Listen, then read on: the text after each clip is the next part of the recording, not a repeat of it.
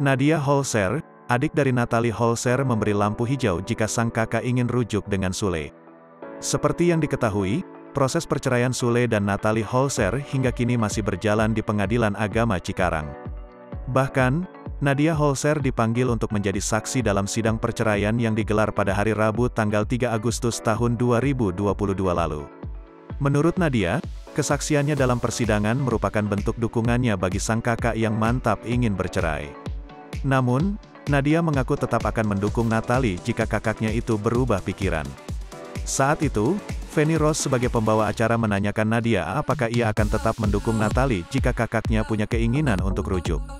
"Kalau support sih selalu," kata Nadia Holzer.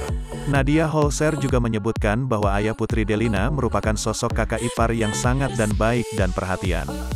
"Ia baik, care banget," ujar Nadia.